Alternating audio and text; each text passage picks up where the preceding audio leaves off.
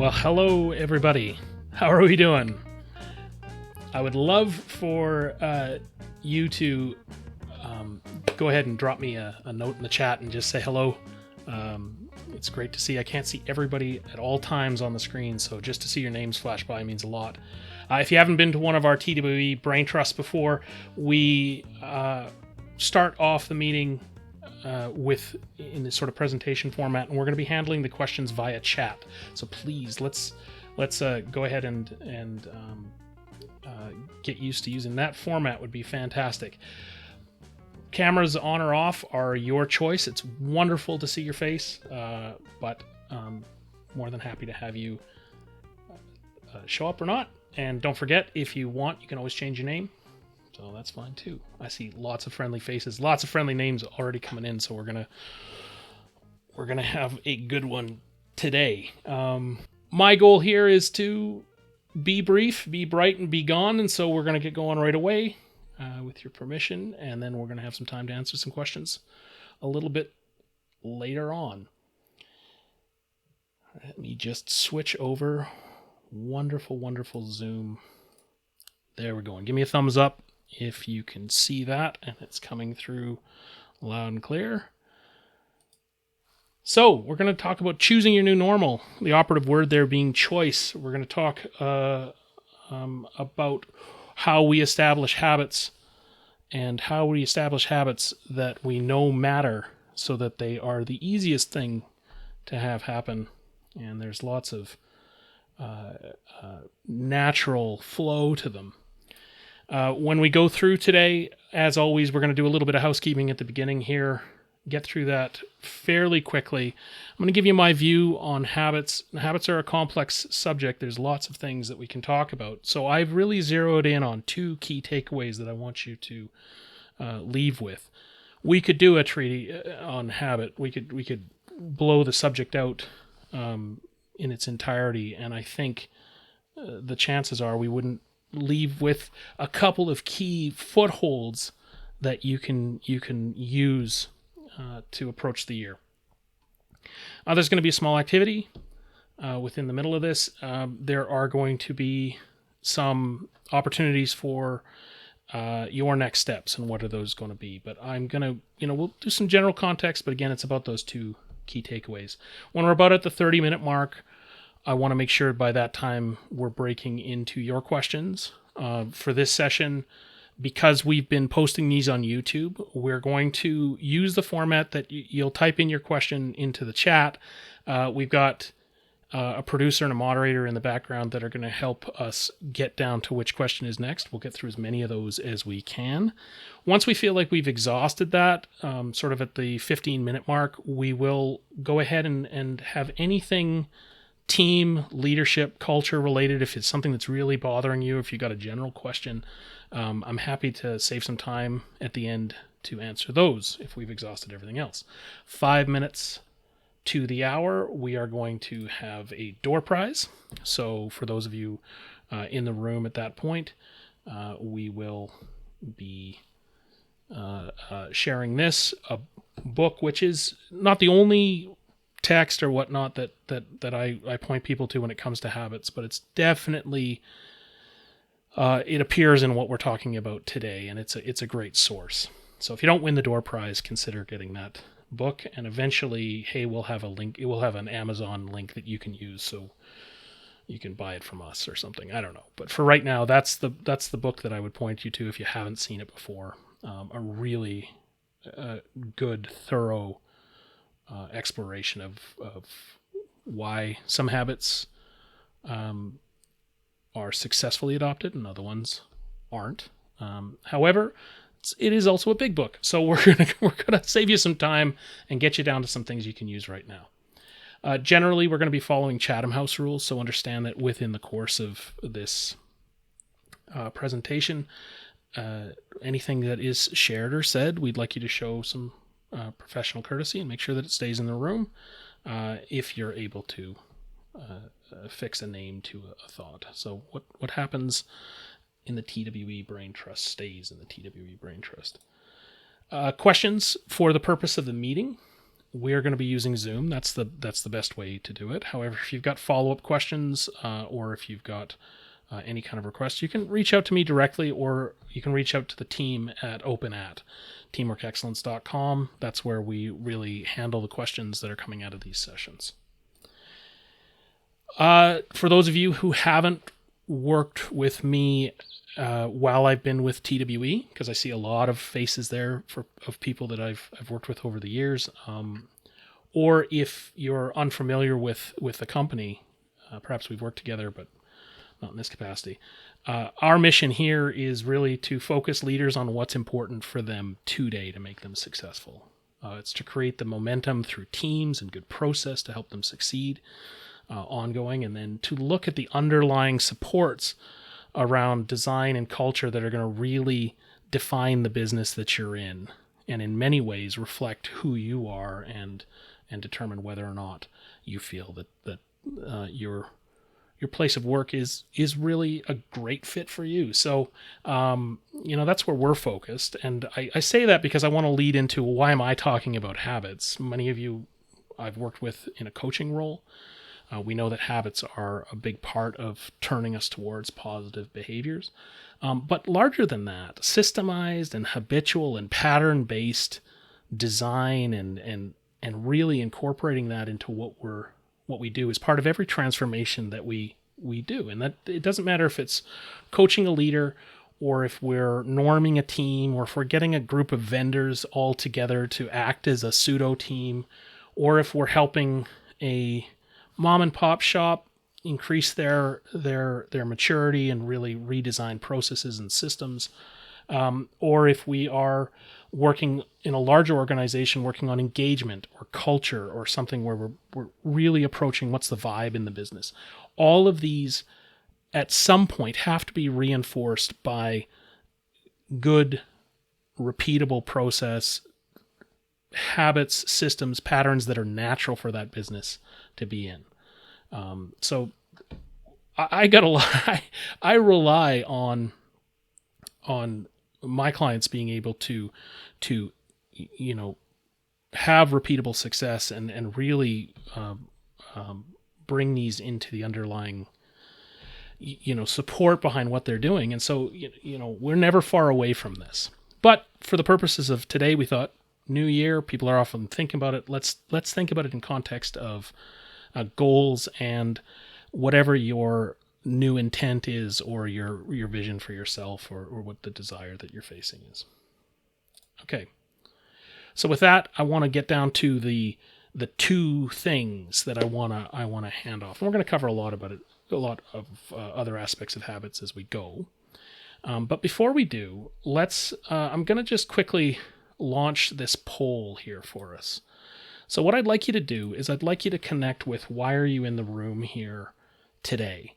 And I've put down a couple of choices there, which are the typical groupings where people fall into. Now, this is an anonymous poll, so nobody's going to get your name attached to this.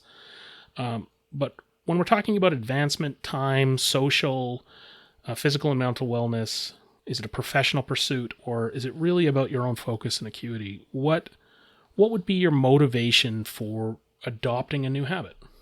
So let's just take a minute here and see what the room would say. Physical and mental wellness is usually where people start, and it's a great place to start, because if you're not well mentally and physically, I mean, you're no good to many other people. But this split, what we're seeing here in terms of physical, mental wellness, health and habit in that area is usually something that's right up there for folks. Advancement and focus, those often play off one another very, very well. But advancement in terms of career progression, sure. And then focus and acuity, especially now. I mean, this is one of the new emerging areas, is that people are feeling somewhat lost, and they need, or maybe not lost, but scattered, and they need to be able to raise their game when it comes to having sharpness of thought. And so, not an unexpected result here. But rather than me go through why this is typical or not, just this is more about you taking a look that you're probably not alone in your pursuit. That's the first thing. And the second thing is that it's really important for you to zero in on why habit matters at all, right? So we'll talk a little bit about desire as we go on here. It's also helpful for us because it helps us direct where we are going to direct future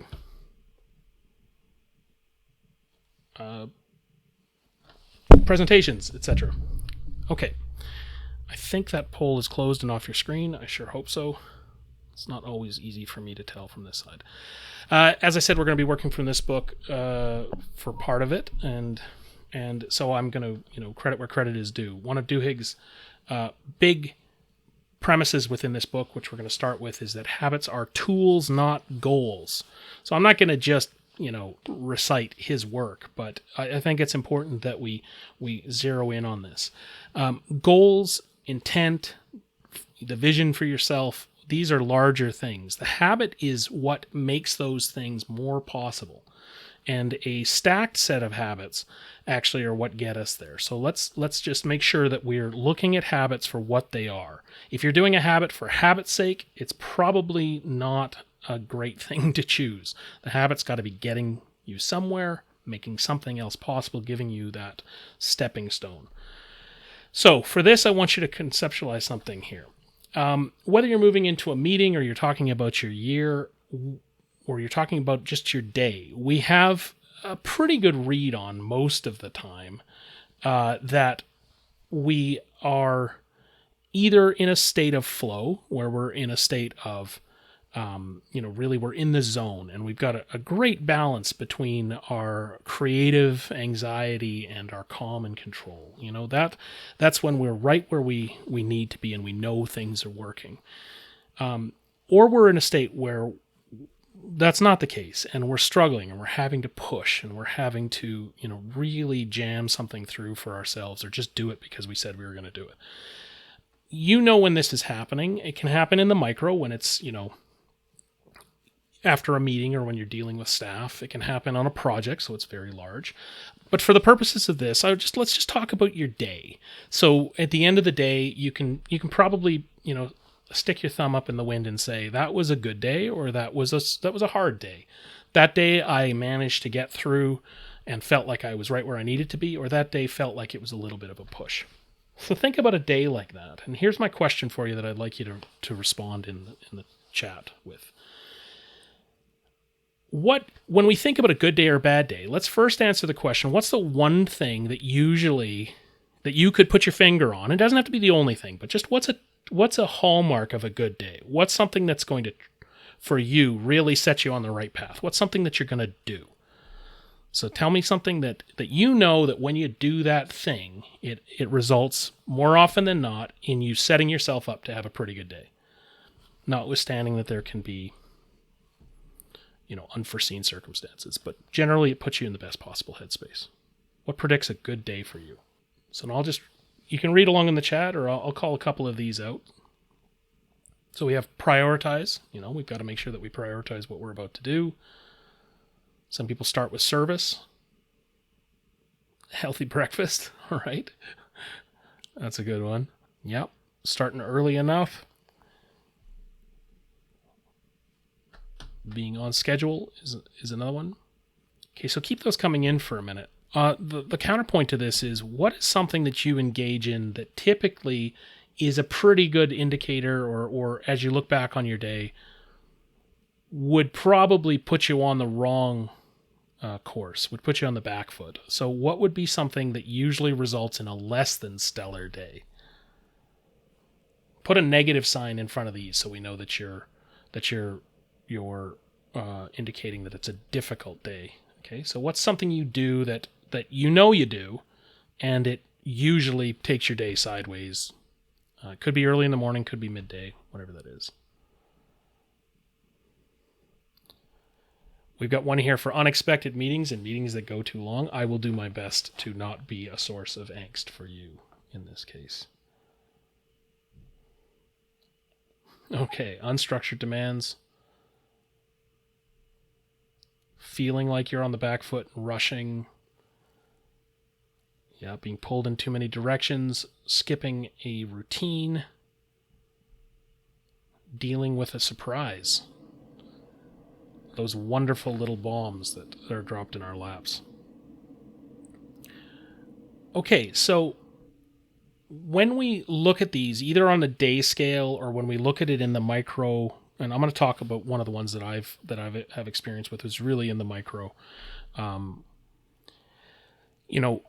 Making sure that we now can set ourselves up for success. Well, what if we're talking about something, and a great one here is that just came in, would be leaving no room, leaving no gaps in your day. So, I mean, the habit would be to make sure that you're scheduling buffer time, perhaps, and the habit that that's incorporated with is, are we scheduling our day at all?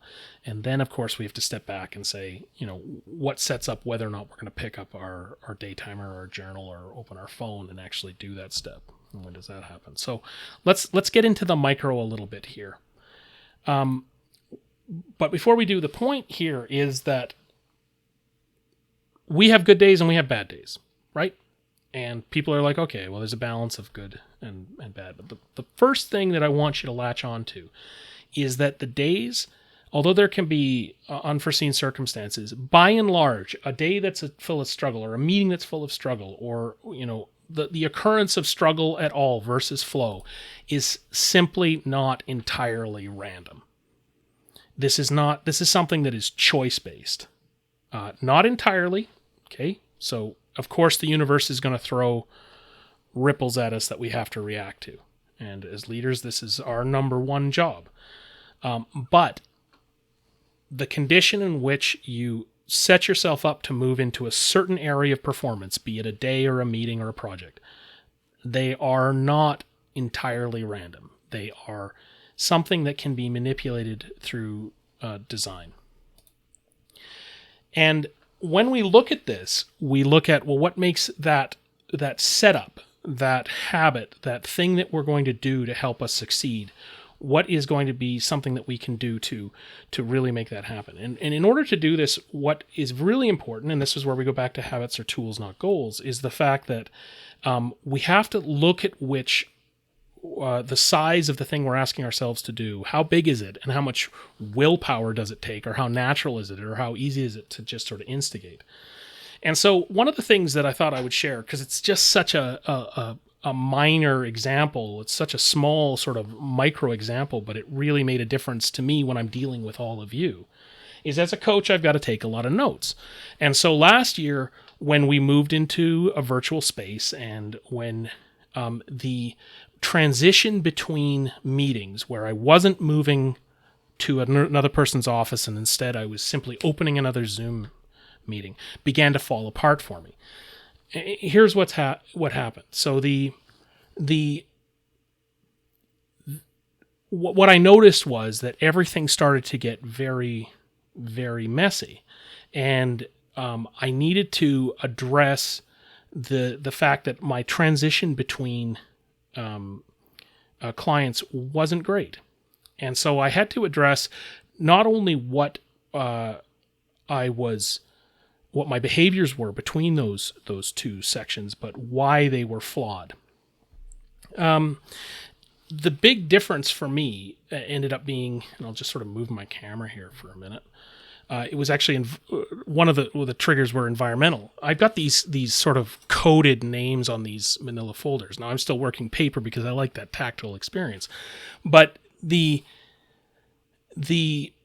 way that I had been running it is I would go to my meetings and I would come home and I would take my meetings by client and I would hole punch them and I would put them into a binder, and then I would keep my client files that way. And what I was finding is that I was moving so quickly between meetings that I simply couldn't, I didn't want to take the time to deal with the paper and the minutia of what I was doing, and instead I wanted to move on. So, it became an issue where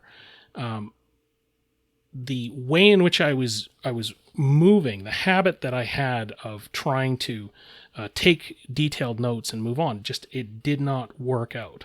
And I'll go into that a little bit more. But the choice that I had there was I was making the choice to jump from meeting to meeting.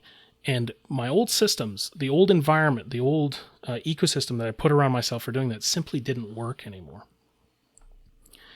The big lesson that this led to was that, and again, drawing from the book, his quote is that you can't extinguish a bad habit, you can only change it. And I want to dive into this one a little bit, keeping on with the same story. Sorry, I have a little problem with the tech here. So what this means is when we look at what we're trying to manipulate here, we're trying to manipulate the little choices that we make. I'm going to just flash back to this slide. If we try to approach it at a goals level, that I want to, that's too large, we can't manipulate it. If we approach it at a habit level, that's simply like, I want to change my habits around how I manage my notes, that may not be sufficient. So then we have to reduce it one step more down to what I term a proto-habit level. It's like, what is the smallest thing I can do that takes no willpower at all that allows me to now work in a different way? Now, note-taking is a relatively simple example, but I'm gonna see it through, and we can get into some more complex examples when we get into the discussion. Using Duhigg's model, he deals with desires at the center of everything. And so desires are huge. They come before our goals and our vision for ourselves. They are what we want for ourselves. They're ingrained deeply in our identity and our beliefs and the rest of it. But often what we find is that people try to change their desires and to align them with things that may be less than authentic. So the desire is this thing in the middle that you're trying to satisfy. It's what causes tension with anything that we do. The desire leads, when the desire bangs up against an occurrence in life, something that's going on or in our work, a trigger is formed, we get a cue, we then engage in either a good or a bad habit, and that leads to a payoff. And often the payoff is almost indistinct between a good and a bad habit. You can label them, but at a root level, they resolve the tension with the desire. So I'm kind of blasting through this, but let me give you the example, using that notes example again. So look, my desire, any way we want to put it, I want to maintain a focus on a client. I can't do my job unless I'm listening, unless I'm really in tune with what they're doing. And many of you who've had me do perspectives interviews with your teams or whatever have noticed that I've talked about the fact that the skill set is that you're able to forget about what you just heard from one person, start with a completely fresh page for the next person. That's a really big deal for me in my practice. So I do this in pretty much everything that I do. So the cue is when I was moving from one meeting to another, right? As we talked about. And the habit was that I would take the folio that I work with these pads of 50 pages, and I would finish my one meeting, and I'd capture my notes in the discussion, and I would flip the page, and I would get on to the next meeting, and the payoff was, because I wanted to be focused on my client, that I had immediately redirected my attention to the next person, and I was giving them all of my attention. And that sounds like a pretty good thing, right? So this should work.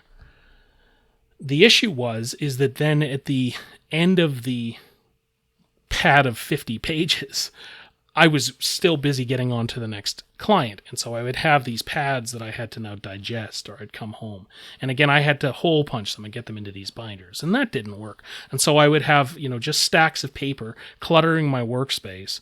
And then when I was going to meet with one of my clients, and I'm looking at a specific person right now thinking about you, I would have to pre-meeting, rifle through my notes, try to find where that last session was, make sure that I'm settled and I've gone through and I've done my diligence around where were we, and I'm ready to serve again. And it created all sorts of angst. It was just crazy. And it's something that's super, super simple. So it's one of the reasons I'm exemplifying this as the example. Yeah, what you do when you exemplify something. So the change in habit was really subtle, but this is how simple I'd like to make this for you. When I was moving from same desire, I'm not going to try to change my desire because that's not going away. And this is a nice, like, altruistic desire. There's other desires that we all have, which are much less, sort of noble in their pursuit. And those ones we usually can't change either. So the trigger was, I got to move from one meeting to another. Have to do that. But instead of now finishing and flipping the page, the habit, or the proto-habit, if you want to call it that, if the habit is proper organization, the proto-habit was, I no longer flip the page. I tear out the page. I tear out the page and I file it immediately into these manila folders instead of having to hole punch and do it. Now this sounds super lightweight, but if you can imagine that this is this little thing that completely changed my ability to run a virtual practice, because now I'm not dealing with all this. And yes, it can still get better, but for right now, the habit was, the main change was tear out that page, file it immediately. And this is even advanced from now. My son's borrowing it right now, but I now keep a little L square, a little square, carpenter square, and I actually cut my page. So now I have a 4-section page, and that's made a huge difference because now I have an action section and a notes section and a client and a date and a project. So there's all these tiny little builds that come into something. So why am I talking about something so simple? Because often when you're trying to handle the big thing, when you're trying to increase your health, when you're trying to work on something that's big and gnarly and important, we have to boil it down to the smallest possible thing you can do. We have to boil it down to make your habits as small as they can be to be good tools. And I like to kind of think of this of, if you try to create tools that are too gnarly and do too many things, they're not good at any one thing. So get very specific and very, sharp on what's that one thing that's going to trigger this change of state. Okay, if you're with me, I just want you to go ahead and in the chat, give me a thumbs up or tell me if you're with me so far. That would be really great. And start forming up any of the questions that you've got that are specific. And while you do that, I want to wrap that section up with what the second foothold is. So if the first foothold is this, keep them at the tool level and make them as small as possible to make them easy. And make sure you telescope back through your desires and your goals all the way back to what's going to set you up for success. That telescoping exercise is really important. That's the first thing.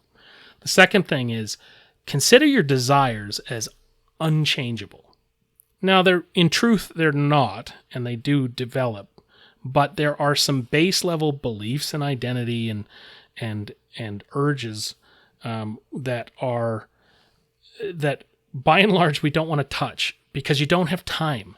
They're a product of programming that are a lot older than the issues that you're facing today. And so instead, consider those fixed and unchangeable and work around them to understand what the tensions they create, what triggers a conflict with that tension that needs to be, that triggers that tension that needs to be resolved. And then are you settling that in a healthy or a unhealthy way, in a helpful or an unhelpful way. Okay? So, if you are ready, you can start to type in any questions that you might have, and we're going to go through a couple of pieces that you that also commonly come up. One of the things that comes up that I want to just talk about really quickly, because it's a question that I've received since actually posting this event, is that there's a lot of these lists that come out. There's a lot that you'll see in Forbes and HBR and in the HuffPost, and we'll see a list of habits that are suggested. Make 2021 your best year ever. Here's some habits to do tomorrow. We'll see celebrities picking up habits. We'll see our friends on Facebook and social media picking up habits and celebrating them and boasting about them and the rest of it. And sometimes FOMO sets in, or sometimes there's, we want to emulate somebody, so we want to think about what they're doing. These are great for inspiration. They're a great thing to roll through in considering how you could challenge yourself and change yourself day in, day out. If you paid attention to one of the slides that was in the reel at the beginning, the brain benefits from changing up habits every once in a while because it helps us with our energy allocation within the brain, that, it's able to quickly divert. So it's an important thing to do, to challenge yourself. But, and you've heard, if you've worked with me for even a few weeks, you've heard me say, don't should all over yourself, right? Don't get down to the things you think you should be doing if they don't attach to a desire, if they don't attach to a larger change of state or a goal that you want to put in front of yourself. One thing I've noticed is that there's a lot of these lessons there's a lot of books and articles that are really good, and there's a lot that really suck. And so one of the things we're taking on for next week is we're going to be sending out to subscribers, and you had a chance to click the subscribe button. Just in our sort of newsletter blast, we're going to send out a list of where we think some of these good sources are. Okay, so if you want some inspiration from that, you can find it, but there's a few that I think are quality that cut through some of the noise. The next thing is, as you can tell, I'm trying to give you a couple of little footholds here, but habits, the toolkit by and large is big, and it's big for a very good reason, because when we're dealing with patterns and systems, everybody's situation is going to be relatively unique. The good news is that you can learn tons about habits online. There's so much material. There's no lack of access to good things to do. So much of it, in fact, that it often gets a little tough to cut through the noise. But what I can tell you is that breakthroughs for you as professionals, both with the little things that you're trying to do with your health and your career and your focus, but also in anything that you generally do, the skills that you need to develop are knowing what's holding you back and being able to articulate that cleanly, right? Gaining fluency in what are the root behind these identities, beliefs, and desires, and getting comfortable with that, getting comfortable with yourself so you don't think you should have to change it. Framing that in a way that tells you what you need to work on and what you don't. When you then have done that, pointing the right tool. If it's habits, it's habits. If it's team, it's a different story. If your team isn't supporting you, if your processes aren't supporting you, it's a different story. If you got a strategic misalignment or a job misalignment, it's a different story. So pointing the right tool at the right thing. Habits are not, they're a great tool, as I say, but if all you have is a hammer, everything looks like a nail, be careful that you don't get lost in that. Making sure that we take a look at our ecosystems, that we take a look at what our systems of support are, and then I think very, very important right now is discerning what's a short-term stress and what's a long-term stress.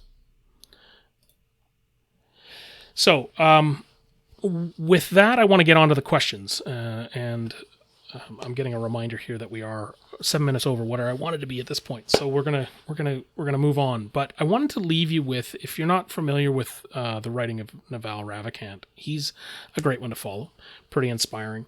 And one of the things that he says, impatient with action, patient with results. You're going to make mistakes. You're going to try things. You're going to pull levers that don't work. Monitor it. Get a good level of feedback. One of the things you'll see, which is key with any habit when you install it, is that you have a good feedback loop. If it's not working, try something else. Don't think of it as a January exercise. Think of it as a from now on exercise. Take action when you need to. Be really, really impatient with that. But with the results, with getting to your long-term desires, with getting to your big goals, understanding that we have to view those on a much different timescale than whether or not we can say, did I put in place today the things that I needed to do? If I wanted to work out, did I get up early enough? Did I get a good sleep? Did my feet hit the ground? Did I do what I needed to do to hack that behavior for the day? So, I like this one. I hope you like it too. A couple of things before we move on to the open questions. we're going to be running. We realized after we put this together, and after talking to a few of our inside circle, that this presentation was generally fairly. It had footholds, but it didn't have tool, right? So we have tools available. We have a workshop and a workbook that we take people through, a structured thing. What we thought we would do is we'd offer to the people in the room here today that we're going to be holding a 2-hour workshop here in the next 10 days that you can join. That will be a led workshop, so that it will be a workbook, take you through to design, to actually identifying and putting a plan in place for incorporating a couple of habits. It takes a little bit longer than we've got today, and it's a different format than what we're in today. So we've put that up on the BrainTrust. You're welcome to sign up to that. In February, we're going to be responding to something that came up in our Establishing Trust and Lowering Stress workshops that we did in the fall. That was really we had a number of people come back to us when we made a comment about turning your camera on. So we've decided to do something here where we're going to be talking about what do we know now in 2021, now that we've had a year to deal with, pretty intense virtual workplaces and a move towards people working from home more generally as a demand that employees will be making. What do we know now about leading engaged teams in a virtual space? And so lights, camera, traction is what we're calling this. And so that'll be happening on Feb 18th. So just keep an eye out for that. With that, I would like to welcome you to ask any questions. Again, we're going to be doing this via chat. So let's open it up with any questions that you may have around the subject matter that we're on right now. And if there's something that for you were curious about habits that I didn't cover, I'm happy to do that now. Okay, here's a question coming in around how many days it takes to typically change. So the common thinking on this is there had always been a couple of numbers running by 60 and 90 days. People was really popular for a while. It was either 30, 60, or 90. It came from a defunct study that really was really. I'm trying to remember if it was in the insurance space or something. I've got that in my notes, but there wasn't a lot of good evidence that says a habit should take, do something for 30 days or 3 months and you're going to have it nailed. It just doesn't really pan out. The stat that we use, which is more research-based, is that a habit can take anywhere from 18 days to 256 days. And so the question was, well, why does it take something a long time to change versus something that's really, really short? If you're going to change a habit quickly, it has to have a number of the reinforcers be really apparent and upfront. It's got to be easily affixed to a desire that matters to you. It has to have the support of the ecosystem. It has to have the support of the people around you if it's going to be reinforced constantly. And so one of the ones that we talk about is when we're in doing something like a 5S cleanup, or we're actually reorganizing a workspace. So back in the day when I was working with construction crews to have clean access to tools and things like this, we'd run into the situation of does the needed tool go back to where it needs to be on the bench? And does everybody know where it is? And can they always go and get it? And modern interpretations, office space interpretations is somebody labeling a file correctly? Or are we filling out a report that somebody needs to see routinely afterwards? So when something is really well reinforced, like hanging the hammer, the only hammer that the shop owns, up in the hammer spot, it's pretty easy to reinforce because you're going to get a lot of flack from the people around you if you don't do it. And it's going to influence, as a very simple example, it's going to influence your job. It's going to influence the stress in the workplace. Everything is pointed towards making that habit a reality once people accept the new way of being. And that's a big point. Whether it's 18 days or 256 days, when you first see something that you can't unsee, and then you get into doing it, and it makes your life noticeably better to the point where you wouldn't go back to the way you were doing it before. You've got critical mass. You really are moving ahead. That's the state we want to see you in, because at that point there's no going back. That's what done means. And again, depending on the reinforcers and how we can attach it to desires and everything else, that's what dictates how long it's going to be. So 18 to 256 days. Habit apps. So habit apps are great for accountability. And now here's my caveat. And when we are going to be working through this workshop, one of the potential things that we'll be doing, depending on who we get in the room, is going to be setting up accountability frameworks and accountability. We'll be working on accountability generally.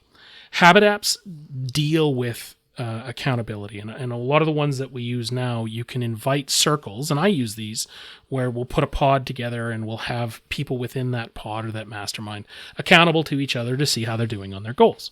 It's not bad, but here's the catch. If we think about what the stimulus there is, the desire then becomes to not be left behind, or to not be the odd person out, or to not do it. So you're doing it like mechanically. And so the desire is actually not the desire to achieve that new state. I mean, it can be, but you got to be careful here. It's the desire to fit in, or it's the desire to, have the high score on the gamified, habit app because you said you did it, right? It's the desire is more like I did what I said I was going to do. And it becomes a form of manipulation.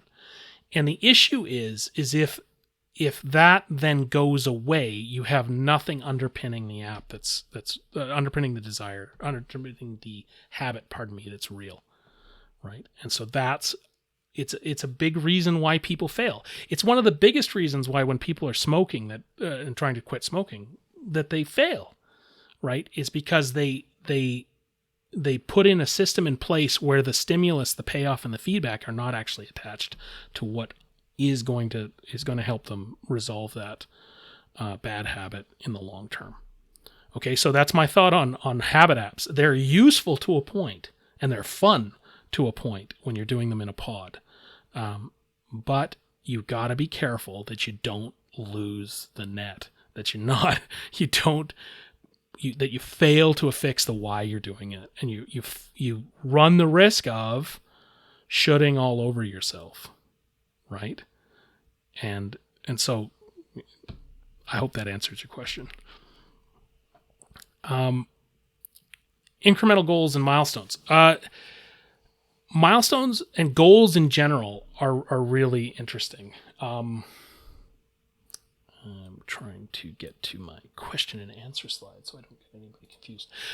So we use the term goals, and the term goals is problematic for some people. Some of the most successful people in the world, they actually have done away with goal setting at all, and instead use words like, I'm just going to be intentional in my day, and I'm going to try to manifest whatever I'm going to try to manifest. In business, goals are helpful. They're measurable. They're targets. They allow us to monitor how far we're getting towards them or away from them. Incremental goals and milestones. I just want to make sure. So the first thing is I want to make sure we understand the role of goals. Goals, intent, vision for your future, they're all kind of the same thing. Goals can be much more specific. If we're setting good incremental goals and milestones, a good strategy to avoid shoulding when trying to develop a new habit. Okay, small, frequent, positive reinforcement, etc. Yes, okay, so here we go. If you're going to set goals, in the same way, you have to telescope out to what's the desire behind the goal. And if you've been in team building work with me, when we norm a group, especially if we're norming a group of competitors, which is a lot of the work we do right now when we're working on like mega projects and complex projects, is that we'll be taking vendors for a company, and we'll be saying, okay, how do you actually get your vendors working together so that they're not, harming you in the effort to kind of, one up each other? You want to set your goals, and if you can imagine that there's going to be a block in front of those goals, which could be like an incremental check. I mean, what we use there is often, performance management. We'll use metrics and analysis and sort of waypoints and all these kind of things. So yes, you need frequent check-ins, but you also need to attach the goal to the overall desire. And when we're working with teams, everybody in the team may actually have a different desire to see that goal through. This is one of the keystones of work when you're bringing in strategic change, is that you have to, and you're working with teams that are all working towards a goal, is that you have to realize that the desire for achievement, there'll be a company desire, gets us into a new market, whatever, but the desire that each person on that team has to see that goal through is different. If you do it right, you find what personal stake every person has in the achievement of that goal. What makes them tick? Is it a status thing? Is it a social thing? Is it an intelligence thing? Is it wealth? Is it whatever it is? But everybody is going to have a different reason for heading towards that. It's one of the big things actually that I think change management models miss, is they fail to actually nail what's a person's motivation for getting there. What's the root desire? How do I attach this to be really personal for this person? So small positive reinforcement, absolutely essential. You need to have some feedback. Am I making it? Is it making a difference? Did I do it? Did I do it enough for it to be a good habit? But I would say the counterpoint of that, working on the other side of that domino, is, did you attach it to a desire? Are you feeling your desire? You're moving towards it. We haven't dealt with this today, but this comes in with framing of habits, where the habit has to, if you're going to hack it, you're going to hack the habit in your brain, and you're going to actually have that dopamine dump. You've got to attach it to like something else. It can't be, I want to get the next role. It has to be, well, how does this define me as a person long term? Then you've got some skin in the game.